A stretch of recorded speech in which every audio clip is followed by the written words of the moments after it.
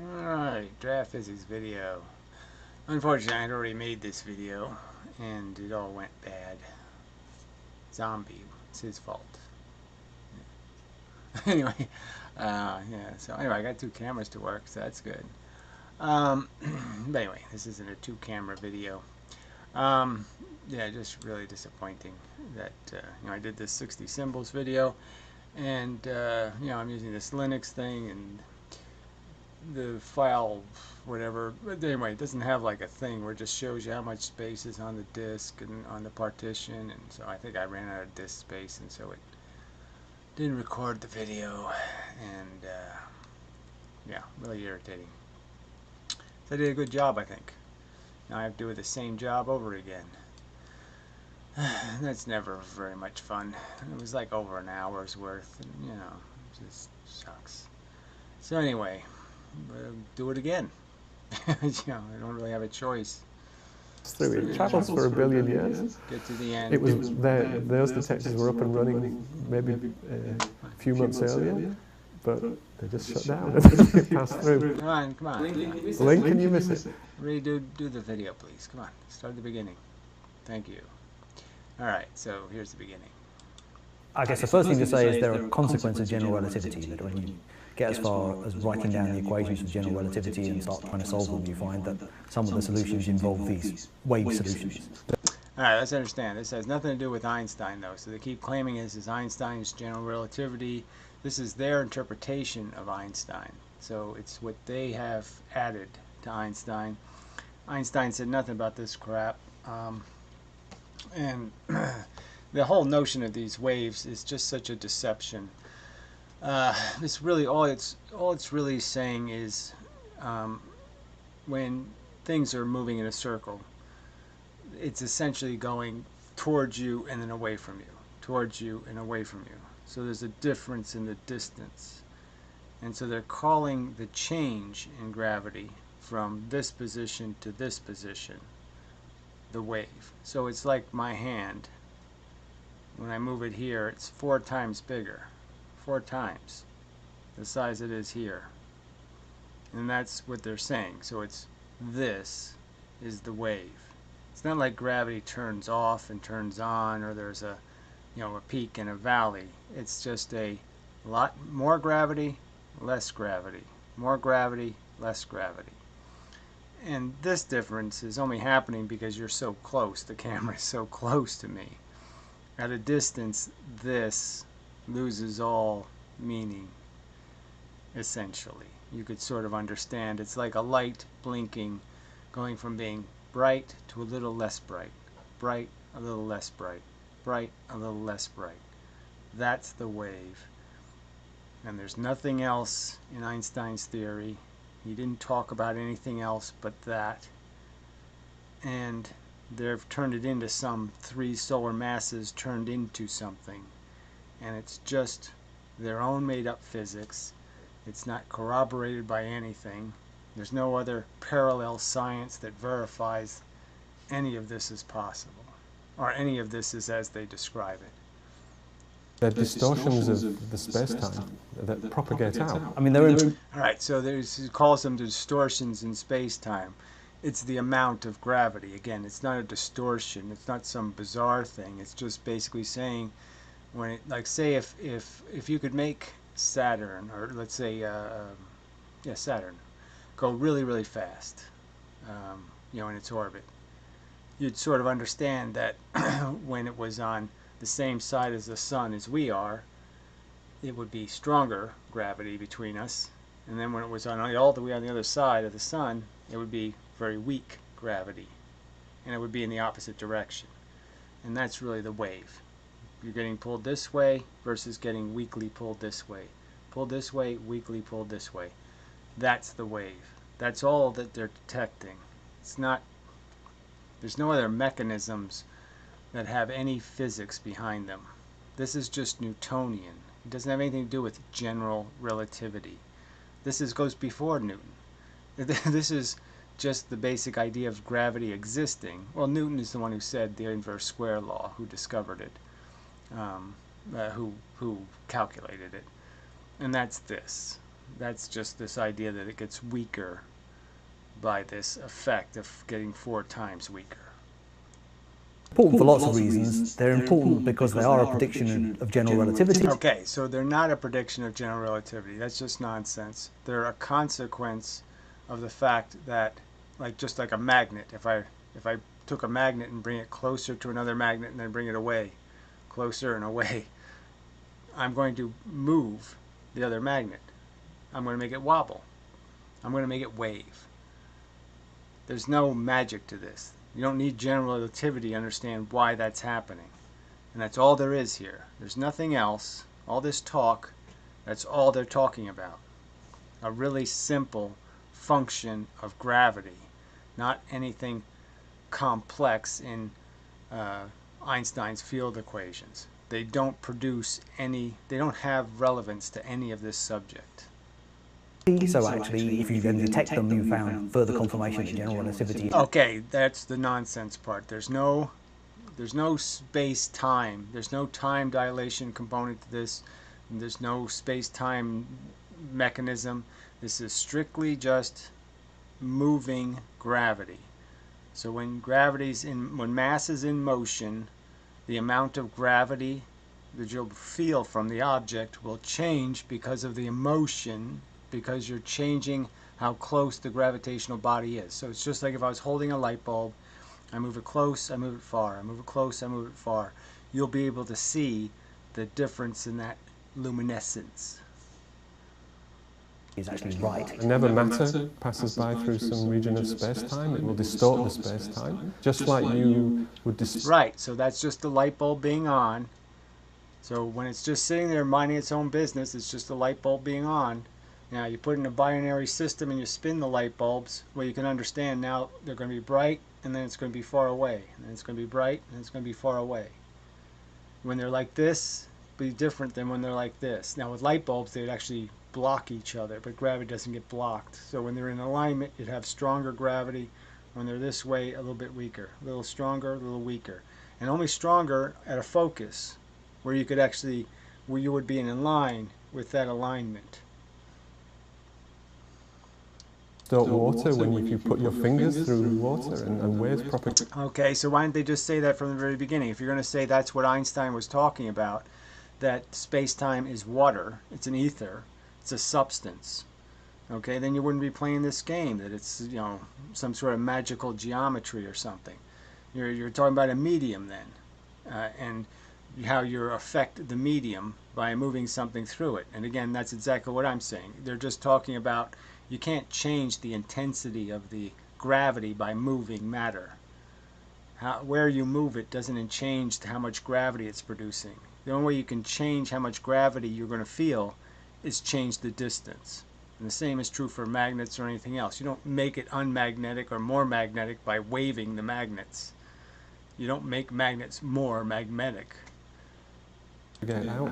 This is a propagation of the space-time itself. So the space-time. So again, there's nothing about space-time itself. You don't need any space-time stuff. All you have to do is say the propagation of gravity. Newton knew that gravity propagates. Gravity propagates. That everybody knows. It travels at the speed of light. So that's all this is. And we're just talking about values of gravity just by distance. How far away something is, how close something is, or how massive, if its mass changes in some way. But there's no way to really change mass without moving mass away from the other mass. Is sort of moving in and out, propagating out. So this diagram is just so bogus because nothing comes out of the, well, nothing comes out of the bottom of the back end of the traveling thing. So this synthetic drawing makes a nice picture of waves, but that's not what's creating the waves. The waves are being created, like you can think of it as a pendulum going back and forth through a medium, and the medium would create a wave. Each time the pendulum went through the water, it would create a wave. But that has a false notion because it creates the off cycle, the off being outside of the medium. And gravity's never outside the medium. It never turns off. It's always on. And the only thing the wave is being created by is the motion. This versus this versus this. That's the wave. And it's a wave of intensity. They make it look like off, on. No, it's on, more on, more, more on. Get it? Yeah, this is moronic. The speed of light. But also because, in principle at least, they open up an entire new window on the universe. Yeah, in principle, if all this nonsense had something to do with what they claim it to be, if it was anything as they claimed it to be, then that might be true. But they haven't backed up a single one of these claims with any corroborating evidence. So all of it's just theoretical. And as you can point out, their own animations are innately deceptive. Gravity doesn't come out the back end of spheres like that. It radiates out in the entire sphere from all directions. And so all you're talking about is the fact that when you're on the same plane as two things moving, that their movement will have two different states, close and far, close and far.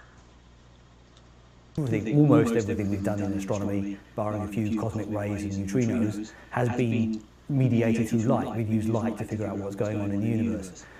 Well, that's even kind of silly when there's so much done with radio telescopes and all of that, so that's kind of Having an entirely new way of detecting what's going on out there in the universe is a very exciting thing for astronomers because it opens. Again, another fake image of what's happening. There's no all of a sudden the two things get a ton more gravity and all of a sudden they become so much more gravitational or all this. There was no huge gain of mass or material substance. There was no, they got incredibly close and then got really, really far away. And again, the speed of how fast you move it, it's the same argument with a magnet. It's just not going to matter. If I got two magnets here and I move this one close to the other one and make this one move, it doesn't matter how fast I move this magnet. It's not going to change how much effect I'm having on this other thing, except for the fact that it might not be capable of moving at the fastest as fast as this thing. It might not be moving in parallel. But the force I'll be creating is exactly the same. I can't make more magnetism. I can't make a magnet more magnetic by moving it. It's the same amount of magnet, and it isn't more magnet because I'm moving it. There's all sorts of new avenues for us to pursue in research. As the Earth goes around the Sun, then the space-time is distorting around the Earth. And so he's again distorting around the Earth. It's a constant effect because the Earth is creating gravity. So the light bulb is on. It's not creating any wave from the Earth's perspective, certainly. It's a constant, I'm Earth. I have this much gravity. That's all I have. Now, if I was the moon, and say the moon was frozen in time and space, it couldn't move, and the Earth went by, well, that would be a gravitational wave for the moon, because the moon would be saying the Earth is close, then the Earth goes far away, then the Earth is close, the Earth goes far away. So the gravity would be fluctuating, and depending on how fast I spin the Earth, I can make that a faster wave. Obviously, a year cycle in a wave would take you a long time to get a pattern, but that would be the wave. It's exactly the same phenomenon. And that's propagating out in waves in all directions. So it isn't propagating out in waves in all directions from the Earth, beyond the fact that from any location, as the Earth orbits, it's closer to you, then it's further away from you. Then it's closer, then it's further away. And we're talking about, in this case, a few hundred miles being detected in terms of the two things spinning are only spinning in a diameter of a few hundred miles. So we're talking about the difference of a few hundred miles over the length of billion light years. Impossible. But those waves have nothing to do with, for example, why the moon is attracted to the Earth. No, they're different gravity. There's no different gravity. So what he's saying here is just absolute nonsense. There's only one kind of gravity. That's the only kind in Einstein's theory. It's the only kind in Newton's theory. There's only one kind of gravity. There's not two kinds. The wave is in a form of an intensity of the gravity, and it's exactly the same. As I stated, from the Earth's perspective, there's a wave created by the moon. The moon rises and sets every day for every location on Earth. In a sense, it's a wave of gravity from that moon, and it creates the tides. And he's going to basically pretend that that isn't true here. It's he's just wrong. He didn't think about it, and he should have taken this out of the video because it's just bad science. That's a different aspect. Sometimes we call Different aspect. It's not. It's entirely exactly the same aspect. It's just about proximity. It's just about moving a piece of matter from one position to another position, and those positions have a difference, and you're measuring the difference. Nothing else is involved here. them gravitational waves, but they're different here. These are There's no difference. It's just over a period of time. Obviously, one day is a long cycle for the wave. Where this happened in less than 1 second, there was many cycles in this event. But that's it. That's the only difference. The time scale. No other difference. Exactly the same effective phenomenon. tides don't exist because of the nature of gravitational waves propagating. You've got the Earth going around. Yeah, it's exactly the same thing. It's moon on, moon off, moon on, moon off. That's what creates the tides. The moon's there, the moon's not. The moon's over here. The moon's here, the moon's over here. That's exactly what creates the tides. Around the sun, and then you've got the moon going around the Earth. These are very massive objects, right? And so there's a net attraction just due to the pure mass of these objects. And that's where the tides come from. The large mass of the moon and the even larger mass of the Earth, and as they go around, the water that's on the Earth gets distorted by the changing gravitational field due to the huge mass of the moon and the Earth. Yeah, and the changing field is based on the position of the moon. It's exactly the same thing. But on top of that, there's like a secondary effect going. As the moon is going around, it's causing ripples in the space-time.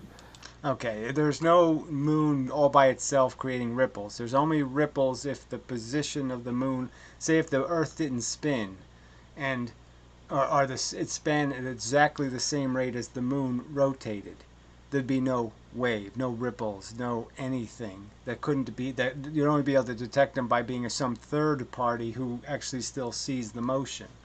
But once you stop the motion, the relative motion, you end any phenomenon that could be called a wave. It's only a perceptual phenomenon. And it's those ripples, these are minuscule ripples. There's no minuscule ripple, okay? That's why the tides we watch, that's the moon's gravity waves, is the tides going up and down, and we can measure the huge amount of distance in how the mass is moved. It's actual meters of distance. My father grew up in the Bay of Fundy, biggest tidal difference in, I think, in the northern hemisphere. Might be biggest in the world. Propagating out, and it's those that recently were detected, not from the moon. All right, so these are the classic little blips. Now, so this is the original 30 solar mass event, and the new event, the same pattern took place over a time scale of over 100 seconds. So this happened in less than 1 second. All of those little jagged lines happened in less than 1 second. And in the new event, it happened over 100 seconds. And they're calling these similar events. When, just logically you can say they can't have that much in common. But from two massive, supermassive, well not supermassive, two massive black holes that were orbiting each other. And so massive black hole means it was just a regular sized, a very large sun. So the largest suns reach 20 or so solar masses, so I guess they're just jumping it to 30 now for fun.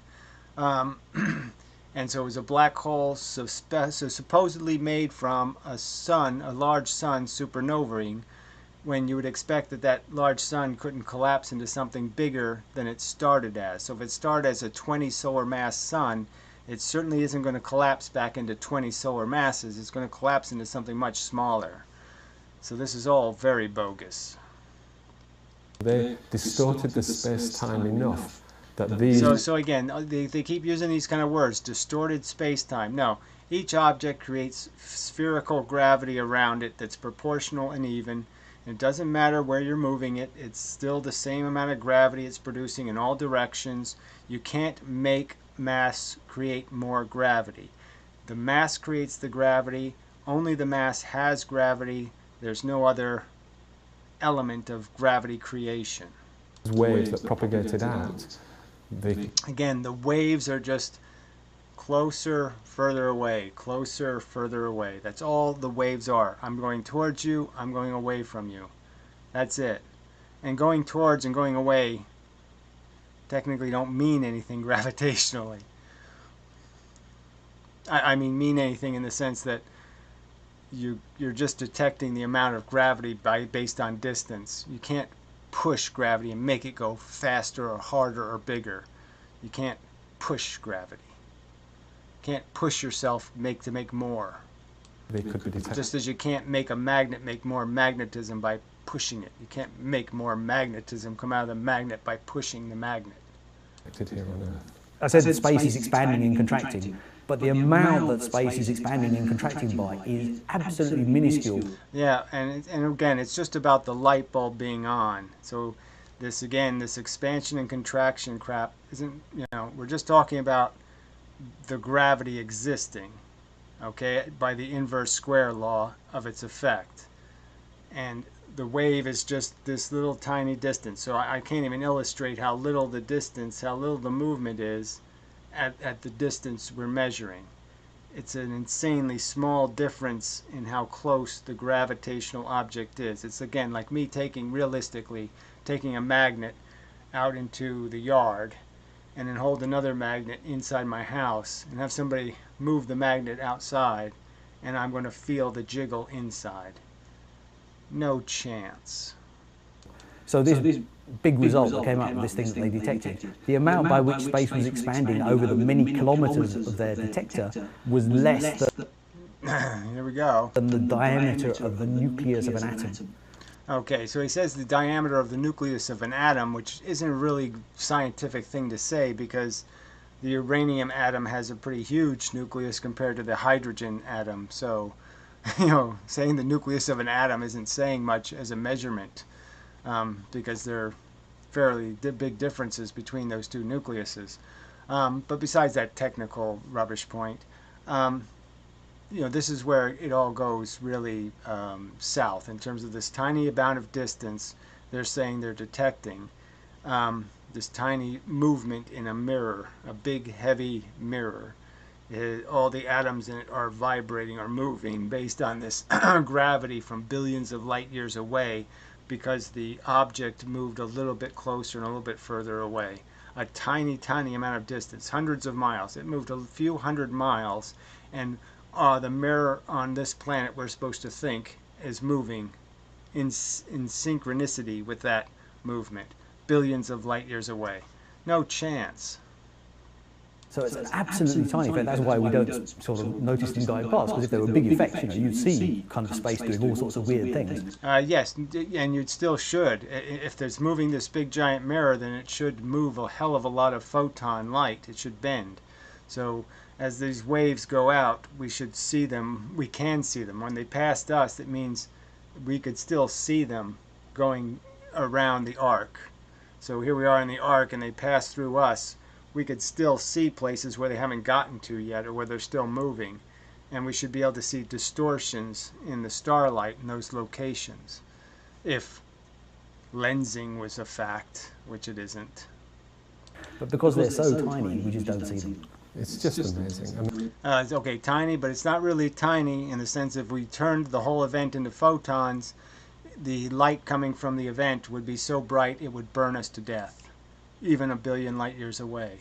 So that's how much energy they consumed in less than 1 second, was enough energy to burn us to death. the numbers involved, the timing involved, it's a spectacular event. It's a spectacular story and that's not even very interesting. It's not even much of a story. It's just that it has this preposterous alien element to it. And that's it. You put aliens and some alien porn and said, oh, look, this is a great story. But it's not science, and it's not physics, because it's not corroborated by anything, and you don't have any evidence to defend it besides they say so. There's no corroboration for any of the theoretical premises that underlie the whole mechanism. So you've got nothing. So a point that I wanted to make about the LIGOs, okay, so the picture was there where you see the two paths for the mirrors. The simple test would have been for them to prove this LIGO thing can first detect these small movements in gravity. And they couldn't do that easily. They should have put a pendulum, like say we take a 200 pounds of lead, or even 500 pounds, build a structure so you can just swing it back and forth behind one of those legs. So one of the legs, just put a big huge pendulum of lead behind it, and then just swing it, and it'll swing, at a period of whatever, 50 seconds or whatever it would be, a minute from arc to arc, some sort of swing rate. And the mirror should feel the gravity from that weight, because that gravity would be more than what is speculated to be the amount of gravity at that distance. The inverse square law does less to destroy that lead weight than the distance of a billion years does to a sun. So theoretically, that should be a louder signal, the lead ball swinging, than the solar mass moving a few hundred miles. And so why they didn't test this instrument with a single experiment? Why don't we have one single example of how this mirror can actually detect changes in gravity? So, a billion light years away, 450 megaparsecs away.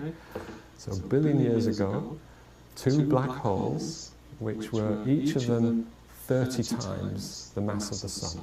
All right, so he's just repeating their story. He has no evidence that this happened at all. He has no knowledge that that's what really happened.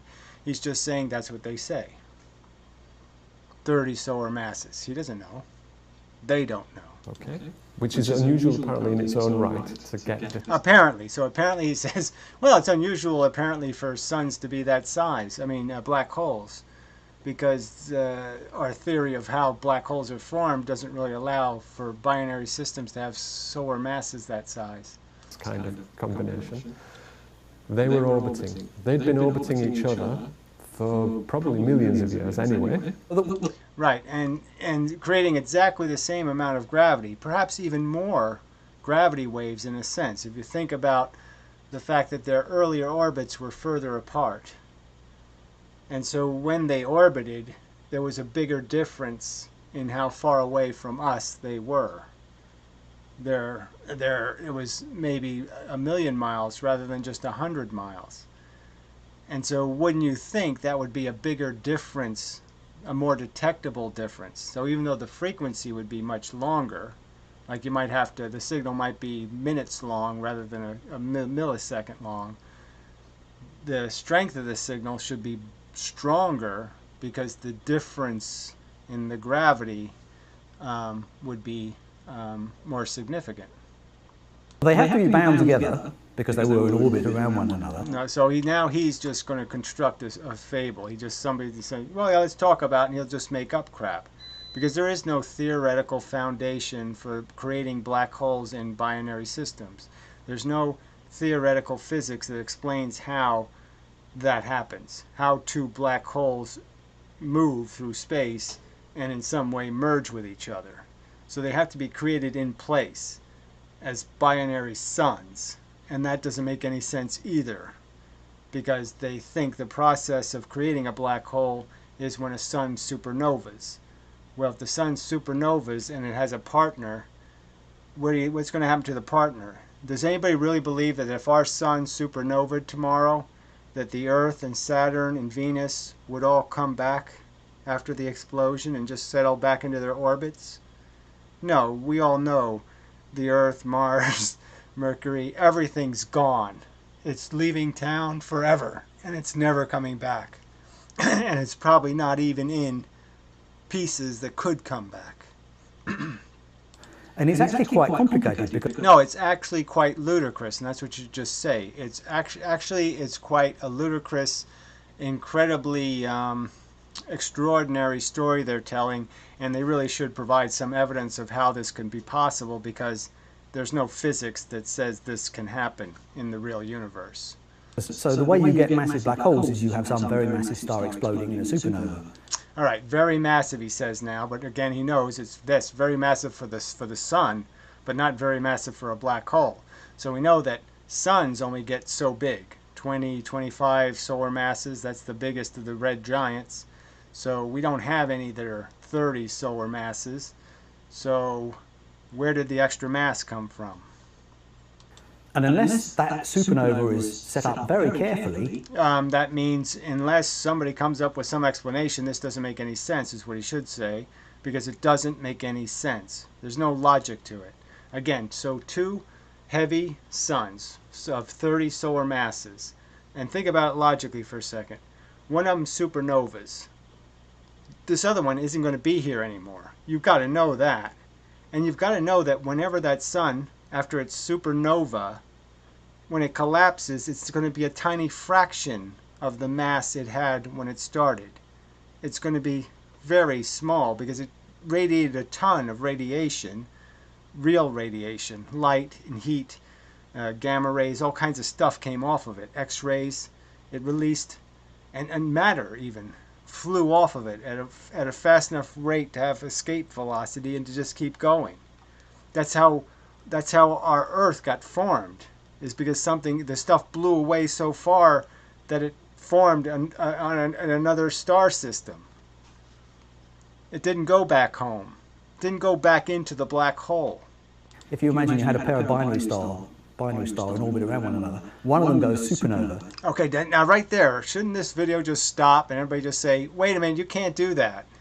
You just can't do that. I have a binary system, one of them supernovas, and the other one just sits there and says, oh, that was interesting. What, you just supernovaed right next to me. The biggest event we can see, right? The biggest energy event that we can see with a human eye kind of thing in the universe is a supernova. It happens really close, to something else. As close as the Earth is to the Sun, or as close as Saturn is to the Sun. And it's supernovas, and we're supposed to really believe that the other element to the binary system stays in town, stays right where it was, and says, oh yeah, I'll just keep orbiting you. There's no logic to this whatsoever. This part is insane. It's insanely stupid. It's ludicrously stupid. Grammar school kids could see the hole in this theory. If you're not very careful, that's going to unbind. No, if you're not very careful, there is no very careful. I don't care how careful you are. You could sit there and get the advice of Mr. Magoo and Miss Manners and Heloise, and you could be as careful as fuck and get everybody's advice, and you're still not going to be able to make this Humpty Dumpty go together. There's no way. This is a bullshit story. It's an insane scenario. You cannot have a binary system, have one of the suns supernova, and then later on the other one supernovas, and it's still the same binary system. It's insane as a theory. In the system, because you've lost a whole load of mass, there's all sorts of energy being transferred between one and the other. So somehow... And there's all sorts of energy being transferred all the way to us that we see in our telescopes. And the Earth is made out of the matter that those suns were made out of, that got shot all the way out here to us. Now, the two managed to stay bound together. Okay, so they managed to stay bound together. You heard it. So the supernova happens and they stay bound together. It's a ludicrous proposition. Again, the video should just stop and they just say, wait, okay, we're just talking out of our ass here. That was just crap. Don't listen to that shit. Come on, edit yourself. You're talking baby talk. You're supposed to be a fucking physicist, a respectable physicist, and you're talking absolute nonsense. SpongeBob wouldn't say something this fucking stupid. Would seem when first one went supernova and then a bit later the other one went. Okay, he said it. He did it. You heard him do it, right? These suns we're not talking about suns that are billions of light years away from each other, or even millions. We're talking about the distance between the sun and Saturn. There's no way the sun supernovas and Saturn just stays there. That can't fucking happen. Not in anyone's wildest dreams. Supernova, I say a bit later, probably tens to hundreds of thousands of years later, the other one went supernova. Okay, you hear the story. First one supernovas and the other one just stayed going around it. Then the other one supernovas and the other one just stayed around it. And somehow they didn't lose any mass. They supernovaed shot shit all through space, and they didn't lose any mass at all. How can anybody... Why is this acceptable? Alternatively, Oh, thank you. Oh, so saved. Phew. We have a plan B. Good. Because your plan A was a steaming pile of shit. possibly, if both of them... Oh, well, that's not a good start. Because you're just going to make up some more Mr. Magoo, Little Red Riding Hood, goes to Goldilocks house stories. these stars were in a cluster, they might actually have individually been separate stars, and at some point in the subsequent evolution, they might have actually got sufficiently close together that they end up capturing each other and end up in a binary system that way. So it is a... Yes, but they're still not black holes, so you still have to fish to make them into black holes and then make up this bullshit of how they get somehow into a system when this guy knows that that's not how gravity works. Gravity is if two things come into contact with each other from the outside world, from a far enough distance, they're going to hit into each other. They're not going to orbit each other. The only way you get an orbit, you have to have a really dirty environment with lots of stuff to hit. And black holes in an environment with lots of stuff to hit doesn't make too much sense because the black holes will just eat everything that's around. So those stories don't make any logical sense either. So your plan B, although more vague and less debunkable than your plan A, it still sucks. A little bit of a mystery how you make these two massive... Yes, it's a little bit of a mystery using physics. So that's not a problem, though. We don't care about those kind of problems. So what? It doesn't match any physics we know of. It's fun. I mean, come on. Just get on the bandwagon. It's fun. It's fun to talk bullshit. You know, ludicrous nonsense. And premise a whole theory of science on it and spend billions of dollars, waste billions of dollars on a technology that's completely unproven. Black holes, fairly massive, not supermassive black holes in orbit around one another in the first place. But there are... Yes, but we don't bother with that. So what? It doesn't make any sense. What does science have to do with making sense? At least kind of plausible mechanisms for doing it. Yeah, right. We have a whole pile of plausibles. We got C, D, E, and F, right? These are his best arguments. You imagine what his less best arguments are, the ones he didn't use? Imagine how big a stink they make. So they're doing this for millions and millions of years. Oh, there's a million, they're just happily. It looks like he belongs to the priesthood or something. He's just, la la la la la la la. And then we were all molested by the quirks and the, fuck you. And then in the final, I think it's 0.2 of a second. Yeah, the 30 solar masses in 0.2 of a second did something, you know. It's like imagining really, really fat people, getting in and out of their seat at the theater in a millisecond. Yeah, sure they did. Yeah, the things that weigh 30 solar masses got it all done in less than a second. No, I don't think so. As they're coming closer and closer together, they start going so rapidly around one another, they begin to approach the speed of light, in fact. Okay, so let's understand. It just doesn't matter. You can't make a magnet make more magnetism by spinning it faster and faster and faster. It won't make more magnetism. You can't make more gravity that way. The two forces are similar in that respect. The physicists, I think, would all agree that magnets create the same kind of closed system that gravity does, and that there is no force generator. The Earth doesn't get lighter to make gravity.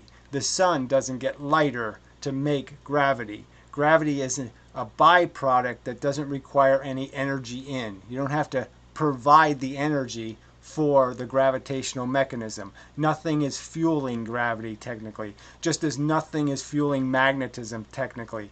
And therefore you cannot make more gravity by moving things. No matter what their motion, it would be detectable. So if you say you can detect them when they're going really fast, spinning around really, really fast at half the speed of light, spinning around, if you say you can detect them then, you should be able to detect them when they're going much slower. And it should be easier to detect because of the difference in the diameter of their distance. The distance they are away from each other would be greater, which means that's like the light bulb. That's like this hand is 4 times bigger here than it is here. So the longer you make the distance, the more relative distance you make in the signal. So now the on and the off gets louder. Something like 60% of the speed of light. These are 30 solar mass black holes. As they come in closer and closer, when they're about, I think, 350 kilometers apart, they basically start merging together. Amazingly, from... So again, this is all just made up theoretical crap. It has nothing to do with anything besides what they say this happens. They don't have any physical evidence that this is what happens. No physical evidence. Just looking at the kind of signal they detect, they can learn a great deal about. All right, they says you. So he says they can learn a great deal. No, they project a great deal. They state, they define. They're not learning. They're not discovering. They're defining and stating. They're telling you what it means. They're telling you what kind of little jiggly line, what it represents. This much jiggle is 30 solar masses. They're defining it. They're not describing what they see. They're telling you what they state is the truth. The kind of black holes it actually was, how the amplitude changes with time, how the frequency of the signal changes with time. So I'll say again, over this whole thing is just so preposterous, because if you look at these signals, the peak amplitude is only 1 time bigger than the getting up to it amplitude. And again, as I stated, there's no theory that you make more gravity by spinning faster. You don't. So there is no amplitude increase from just spinning. You have to be doing something else. But look at the difference in the amplitude of the signal going in. Okay, it's only the peak signal of the crash of the 2 black holes. The peak signal is only twice as big as the getting up to it signal. Now, does that make any sense? 30 solar mass, 3 solar masses were released at the end. Shouldn't that amplitude be preposterously bigger? So in this case, they're fairly confident that one of them was a 20... They are. And nobody else should be. They are. The people who wrote the theory, wrote the Bible on this stuff, and wrote it based on absolutely no corroborating evidence. 29 solar mass black hole, and the other one was a 36 solar mass black hole. They've got sort of areas of 1 or 2 solar masses on each one, but they're both 30 to 40 solar mass black holes. So those are the kind of black holes which are probably the end states of very massive stars, although they are actually on the high side even for very massive stars. Remember, we've talked about this. Right, so it doesn't make any sense, again, still just stating that these weren't stars in a binary system that went supernova. It doesn't make any sense. It's nonsense. Intricate link between the matter and the space-time. Just imagine. No, there's this link between the matter and the space-time. There's no link. Everything is linked. Everything that has mass has a relationship to space-time in the sense that it's creating a field around it that does the inverse square law. And this thing's gravity diminishes by the same 4-time rule. Everything has it. So there's no relationship that's special with these black holes. There's no special gravity. There either is or is not. Trying to imagine these 2 huge objects, what they're doing to the matter, to the space-time around it. They're not doing anything to it. Again, it doesn't matter what I do to the Earth, how fast I spin it around the sun, doesn't matter how much I jiggle it as I spin it around the sun, the Earth is always producing exactly the same amount of gravity. And the space-time must be going, oh my God, what's happening here? So listen to this bullshit. The space-time, the nothing is going, oh my God, what's happening here? No, there's no such thing. And again, the only difference it can do is all it's seeing is the difference in distance. Close, far, close, far, close, far. That's not, oh my God, what's going on? You know, just because it goes faster. So because it's going close, far, close, far, close, far, faster, somehow it's a whole new event? No, it's exactly the same event. Faster does not make it more. It's flipping up and down, up and down. And Again, see, flipping up and down. No, there's no such thing. You don't increase the gravity by increasing the speed. Speed is irrelevant.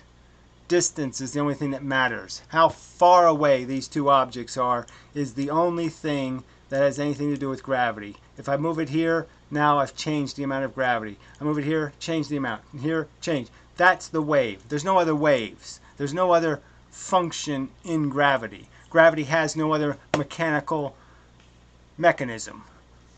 There's one mechanism of gravity. It does the inverse square law. It's no different than a light bulb.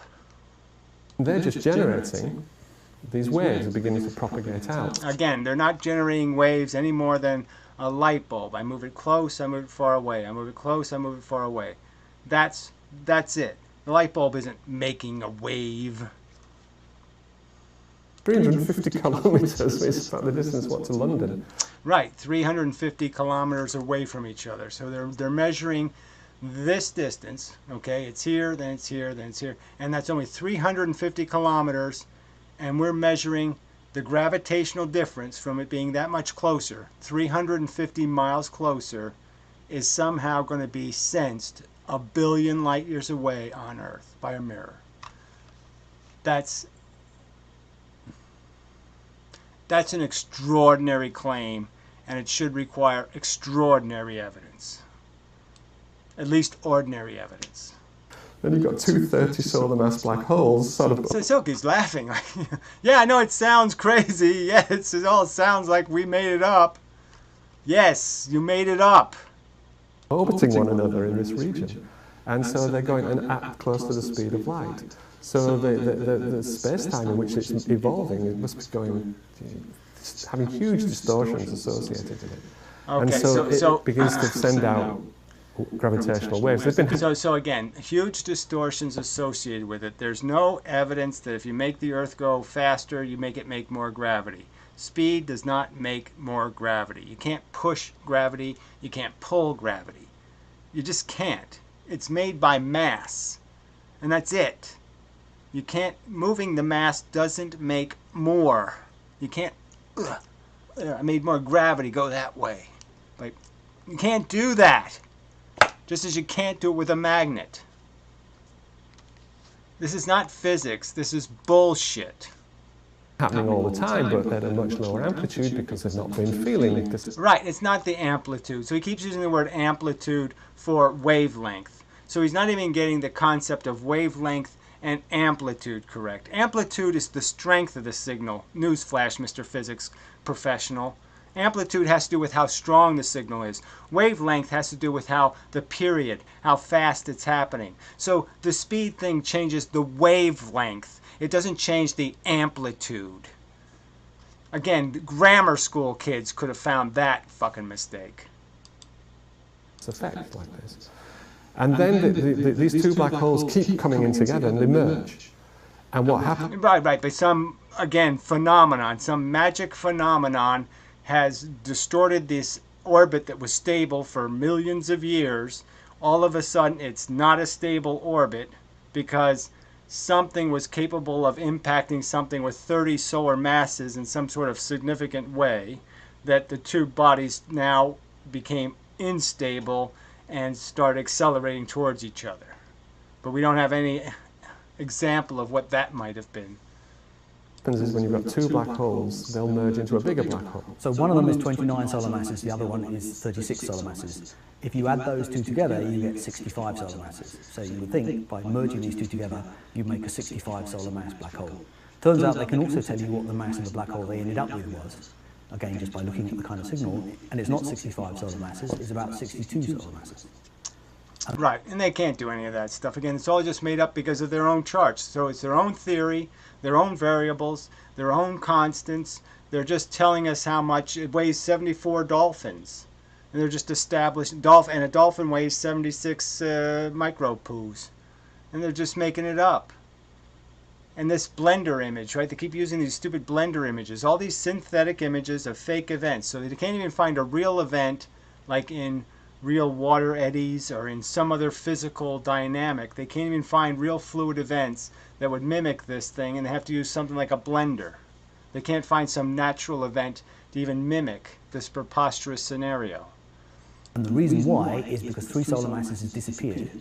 And okay, 3 solar masses has disappeared, and the only reason why they use these 3 solar masses, as I've stated, is because they have to make this into some sort of energetic event that's bigger than the story as it is. The story as it is, just something moving 300 kilometers, this 300-kilometer movement, they know is impossible to detect. So somehow they have to make this 300-kilometer movement, they have to give it a huge amount of energy somehow. So they're now converting the solar mass into push energy. Einstein's famous formula, E equals mc squared, those 3 solar masses of energy have all been turned into the energy of the gravitational wave. Okay, so there we go. So that's like me saying I can create a new kind of magnet that uses the matter in the object. Okay, so let's just say I invent a new magnet, and it actually turns the matter into magnetism. So the magnet gets smaller as it ages because it's using its own energy and matter to make magnetism, to make extra amounts of magnetism. That doesn't happen, and it's never going to happen. And it doesn't happen with gravity either. There's no theory. Again, far from anything Einstein would certainly say. Nowhere even close. They don't even have an innuendo of Einstein's that you can convert mass into actual bent space. And now they're saying they've done that. They're taking matter, converting it into oscillations in space-time. Can't happen. You break the connection between magnetism and gravity is then completely broken because you have no example of magnets ever being able to do that. Again, when you pump electricity into an electromagnet, the electricity isn't converted into magnetism. The electricity merely turns the metal into, it magnetizes it, and now it's a filter for the energy. But there's no consumption of electricity that goes to magnetism. All the resistance in the wire accounts for all of the consumption of the electricity. There's none left over. You used up all the energy of the electricity in going through the resistance of the wire, the heat you create. And there's no leftover. There's no, we made magnetism with it. All you did was convert the metal into, you magnetized it, and now it became a filter. It's like a polarized filter. It doesn't use energy to bend the, to polarize the light. It doesn't use energy to polarize. It's a polarizing filter. It can do it forever and ever, and it doesn't use any energy to do it. Gravity is the same thing. Mass does not convert into gravity. So 3 solar masses by E equals mc squared has been turned into a huge amount of energy liberated in this. Right, and it's not energy. It can't be called energy. Gravity isn't energy. You can't, as soon as you say it's energy, then it's not your medium anymore. It's not your ether anymore. It's not doing the perturbating thing on its own. You need to give it energy then. And that's not true of magnets. A magnet will work forever. Forever, a magnet will be magnetic. It doesn't just lose its magnetism. It doesn't use it up. It doesn't consume it to make magnetism. The Earth doesn't burn any mass to make gravity. To pull me down to the Earth isn't consuming any energy. Gravitational wave explosion. And in fact, if you work out what the luminosity of the thing was, how bright it was in gravitational waves in that fraction of a second. Right, and if you convert that into photons, as I stated before, even at 1 billion light years away, we would have been burned to a crisp. In an instant, you would have been just fried back into carbon. That's how many photons it would have been if it was photons. So again, it's just magical good luck that the most energetic events that happen in the universe to create the most amount of energy release just happen to do it in the safest energy to release, which is gravity. It just happens that way. Good luck for us, huh? that it worked out that way. As all this happened, it was brighter, it was liberating more energy, more power than all the stars in the entire observable universe. Right, so let's just understand, for that millisecond, and if anything was anywhere near it, it should have blown it to bits. For hundreds, thousands, millions of light years away from it, should have been pushed out by the energy of 3 solar masses in a millisecond. The jolt should have evacuated a piece of space that we should be able to see as evacuated. And there should be a bunch of stuff moving in a pattern away from, symmetrically away from it. That's what the result should be. And if this event happened anywhere near us, right, it just happens that all these events keep happening millions or billions of light years away. If any of them ever happened near us, even like 100 million light years away, it would fracture the surface of the Earth. We'd be dead. Even if it was gravity waves, even as gravity waves, even as the weak force, it would still annihilate the possibility of things maintaining their structure. They'd be fractured. They don't have to blow up. They don't have to split in half, but they would be substantially disturbed. And there's no evidence of any of that. There's no evidence that some supernova every now and then bends the Earth and crookets it up and fucks everything up and creates a bunch of earthquakes and shit. No evidence that these galactic events create that kind of gravity. All in gravitational waves. Bullshit. But there was no light. Well, there may well have been some light as well, but that was just what was coming out in gravitational waves. Most of the energy of this merged. Well, see, now they come up with the second one, where now they claim, oh, go look in this piece of space and you'll see, and they saw a supernova. And now they're calling it this event, right? But it doesn't look any different to the telescope than a supernova. And supernovas happen all the time. So we tell all the telescopes to look at one area. What's the odds that they're going to find something if they all look? Well, the odds probably are pretty good. And they find a supernova, and they call it this event, right? So that's just all part of the canard of this thing. They can just make up anything. I mean, it's so easy to confirm because there's no way to prove it isn't. There's no way for me to prove that supernova isn't their event. It was coming out in these sunbursts of gravitational waves. They're travelling now, they've got 1 billion years, they're travelling all directions, they propagate, and then as it happens, there's a detector, 2 detectors in America, have been recently updated, and they've just been turned on. They were doing, I think they call it the engineering run, they haven't even started doing the proper science run.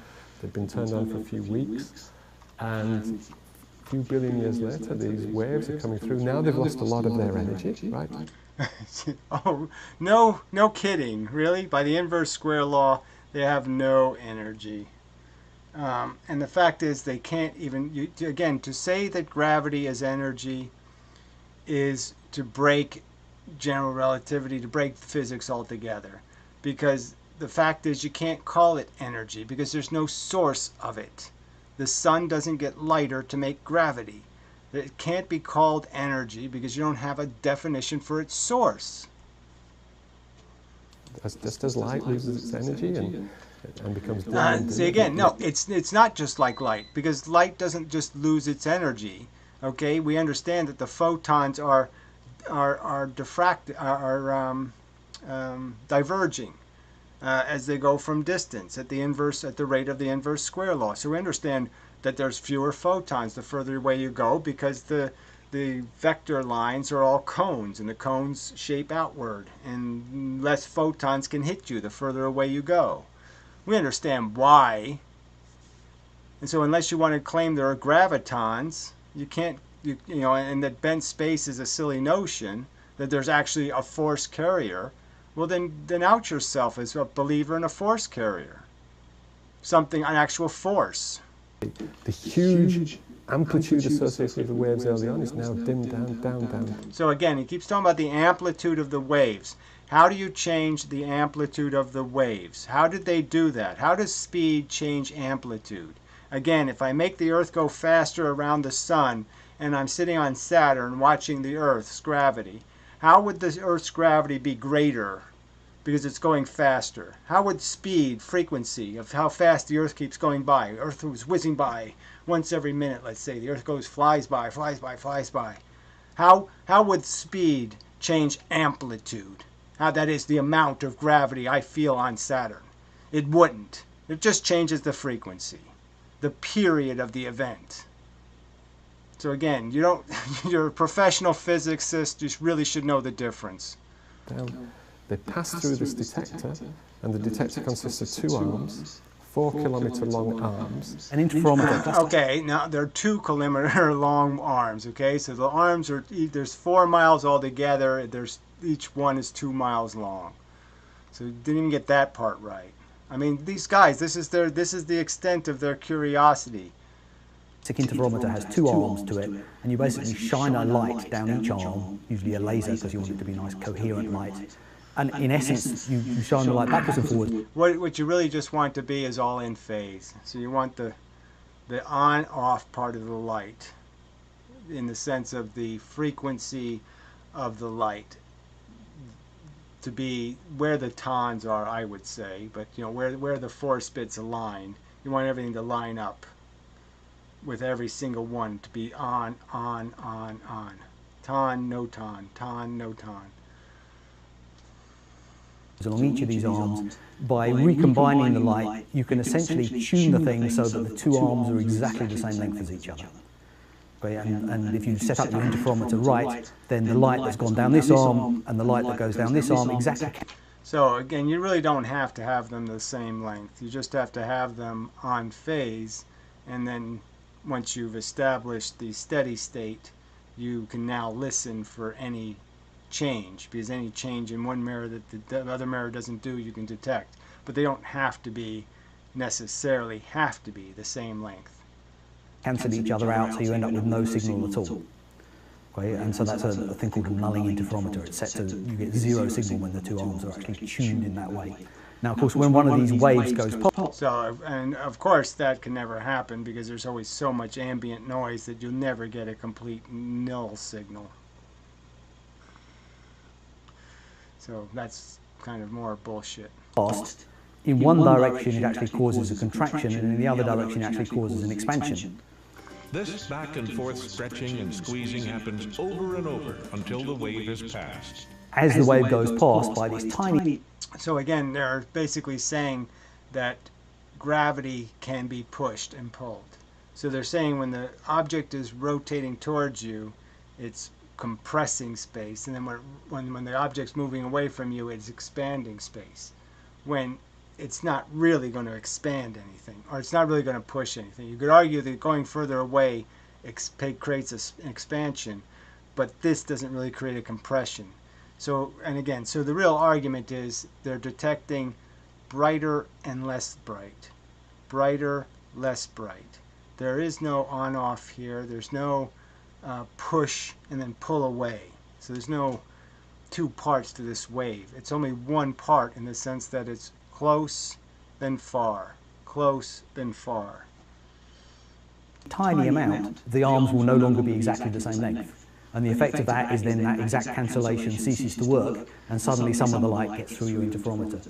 So the way they actually detect it is that they actually start seeing light in their interferometer because the arms have changed in length by that tiny amount. Well, like I said, they see light all the time. It's just that they're looking for a specific amount of jiggle in the signal, and the jiggle would correspond to the movement 1 billion light years away where the sun's moved into position. So like I said, in the binary system, they're really detecting the difference between this and this, this and this, this and this. This huge amount of energy required this desperately accurate detector. So again, a huge amount of energy still unexplained. How you converted motion itself into more gravity. How did making things move make them create more gravity? There's no explanation. There's no logic. Because if I can do it with gravity, then I should be able to do it with magnetism. And then you have a whole new theory where somehow you can make magnets stronger by moving them. and you can't. In order to be able to find the gravitational waves. And then you might ask, how do you know you've found the gravitational waves? Surely everything distorts. Seems like an instrument that a mosquito sneezing would affect them. Right, so a cannonball swinging on a pendulum behind the mirror might be a good test to see if you can detect that. If you can detect a cannonball swinging on a pendulum, well then maybe you got some hope. But if you can't detect that close event, you have no chance of detecting this far event. No chance at all. And they get huge numbers of false positive detections. So any kind of earth tremor, truck driving by, all those kinds of things produce signals that they end up detecting in these interferometers. There's two things that... Let's understand that they detected this signal in less than 1 second of data. So in every second of data, there's a zillion, well, hundreds, thousands of signals. So they have a huge amount of signals that come in every day. And I'm sure that every day there's certain ones that come in 10 times. There's a certain noise the Earth makes 10 times a day, like a geyser going off at Old Faithful, once an hour. And they have other geysers that go off every 10,000 years. So there's all kinds of events happening on the Earth that are probably cyclical. So there's all kinds of things you have 10 times a day, and there's things you have 1 time a day, and there's things you have once a week, and you have other signals you only hear once a month. I mean, it's just they've chosen to find a certain amount of jiggle in something and say anything that fits this vague pattern, that's going to be a gotcha. And there's no way they can tell that the Earth didn't create it, because both will receive the signal. Both machines will receive an earth tremor. And these signals look an awful lot like earthquake tremors. If you look at the signal, that's what earthquakes do. Rumble, rumble, rumble, rumble, boom. So instead of chirp, an earthquake goes boom. That's the difference. Where's the evidence to make that non-plausible? There is none.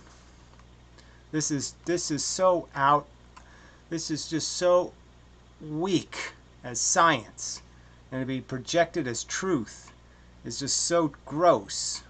And that these real professional scientists are just going along saying, yeah, I don't know any of this stuff. I haven't looked at any of their real data, and I don't know shit about it, but I'll just talk like it's true. Save them. And they're talking nonsense and doing it, talking about how the amplitude of the wave gets bigger. Why? How? How did it do that? How did the matter turn into invisible gravity radiation? One is that actually it has the things that you're looking for, so things like these black hole signature, have a very characteristic shape to them, the way that the... Only because they say so. By no other physics theory except for the guys who invented the theory, solicited the government for the money, spent billions of dollars on this nonsense. Only by their declaration does this exist as science. It has no other corroborating theoretical science. There's no other branch, there's no other evidence, nothing in magnets, nothing in any other kind of science indicates this is how the world works. It's all theirs, and everybody's just saying they're right, and nobody's scrutinized any of it. Oscillations increase and decrease in amplitude with time, has this very classic signature to it that tells you the kind of thing you're looking for, so they know what sort of thing. So again, the gravity increases in amplitude. Again, they keep saying it increases in amplitude. How does it do that? How does exactly do you convert matter into gravity radiation when bent space isn't supposed to be made of radiation? How do you do that? I mean, this is just such duplicity. I mean, to 1 minute talk about space-time as a geometric model, and the next minute talk about it as if it's full of this kinetic, powerful radiation. This is just duplicity. To look for. And then the second thing that saves them is that there isn't just one interferometer, there's two working at the same time, a large distance apart from one another. And so the chances of the same pathological truck going past both... Right, not pathological truck. What if the same earthquake? The same earthquake being affecting both of them, the odds of that are exactly 100%. 100% of earthquakes will be felt by both. So, again, where have you debunked the earth sound as being the cause? Old Faithful. goes off, both of them could theoretically hear it at a different time because they're a different distance away from Old Faithful. For them at the same time producing something that looks exactly like a black hole merger signature is at that point astronomically small. So they can Yeah, do again, this so kind it's astronomically small that they find a signal in a thing that's creating a million different signals a day, all kinds of little jiggly lines, and it's absolutely impossible that the Earth could make a sound that fits this earthquake-looking pattern. Rumble, rumble, rumble, rumble, rumble, rumble, rumble. Exactly what earthquake. I mean, if you look at what are they called? You know the word for they detect the earth, they measure the earthquakes with them. Fuck. But you see the needle goes. Same kind of pattern. Little line, little line, little line, big line, big line, big line, all over.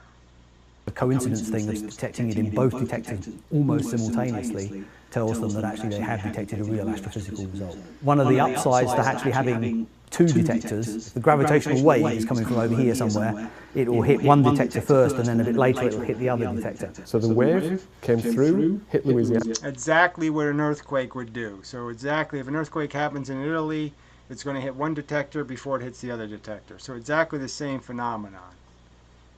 First, and then the light travel time, because they're going at the speed of light, it then passed through the Washington detector, exactly the same profile, 7 milliseconds later, which corresponds to the light travel time. And that enabled them to sort of give an estimate of where in the sky this original thing had started from. So for example, this thing that they've detected, they know it's somewhere in the southern hemisphere. They can't say much more than that. It's somewhere in the southern skies, is about as close as they can get, but they do at least get some directional information. And right, and even if they got really precise directional information, in the sense they cut it down to 1/10 of the universe or 1/100th of the viewable universe, if all the telescopes in the world look at that 1/100th of the universe tomorrow, they'll all probably find a supernova. When they start getting third and fourth detectors up, obviously that will give them more information, so they'll actually be able to triangulate much more exactly where these sources are. Potentially an issue. I mean, just understand that the first signal they got, it all happened in 1 millisecond.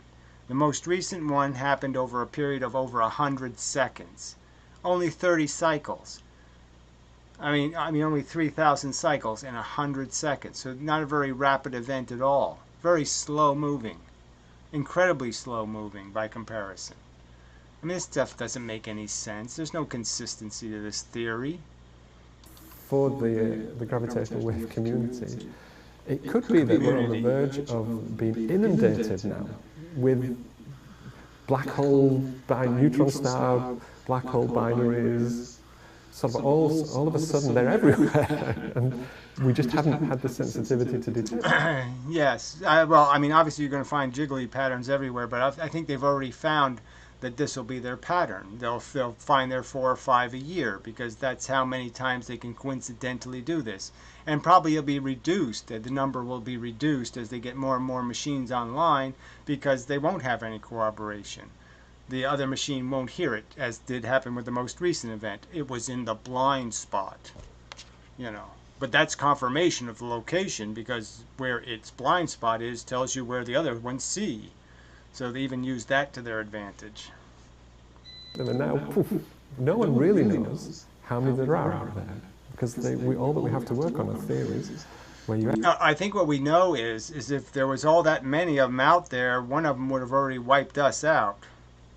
So they can't possibly be as numerous as they're indicating as events. estimate how many you expect there to be. So I was reading they're expecting about 40 a year, but hey, we may have got that wrong. It may be. Yeah, it doesn't make any sense, right? So let's say you take the whole universe and you spread 40 of these events over the whole universe per year. The law of averages says you're going to get awful close to us, okay, within 100 million miles, even within 50 million miles of us. We're dead. So we will already be dead. In 1,000 years of 40 a year, you're dead. So that can't make any sense at all. This doesn't make any sense. Like I said, this is high school now. They could do high school trigonometry and figure out that those statistics don't work. 4,000 or something, in which case you have you're a different issue. You have an LHC issue where you've got so many collisions. How are you going to extract out the interesting physics here, where the Higgs coming from? Here you might just have so much radiation coming, gravitational waves coming in from all of... Right, you have so much stuff that it's inevitable. I can find anything. I can find Richard Nixon, I can find Bugs Bunny, I can find Donald Duck's beak, I can find anything I'm looking for because there's so much data. And that should be understood as a liability of this science, not a virtue of it. This is one of its liabilities, and they don't even get that. That yes, this is really dangerous because the truth is with the Large Hadron Collider, you can find almost anything in the data. If you want to find it, you can, because there's so much data. These binary systems that we think we understand the binary systems, and we're now interested in finding the weird and wonderful early universe features. That might be, that would be a nice problem to have, I think. Yes, go get get molested by the Pope of Physics. I mean, it's just, this was just so bad. I really used to like these guys, and I'm just really, the last 4 or 5 videos, every one of them, they just way exaggerate what's going on. They're not doing good physics here, and this explanation was just absolute crap. So bad. So bad physics, bad physicist, bad. All right, so hopefully, see, this was a lot of work, right? I lost the first one. If I lose this one, I'm going to be really depressed. But I'll have to get over it because that's all there is getting over it. There's no other choice. So, so hopefully some interesting stuff in the future, because I should be able to do this interesting, window capture thing, where I should be able to do a second camera with drawings or images, or I could shove anything in front of this camera, and I could just do stuff and blah blah blah. And I'll fix the color, of course. See, the shirt's red or brown, but it's kind of a good zombie look. I like this almost. Yeah, I like it. Anyway, so till next time, such.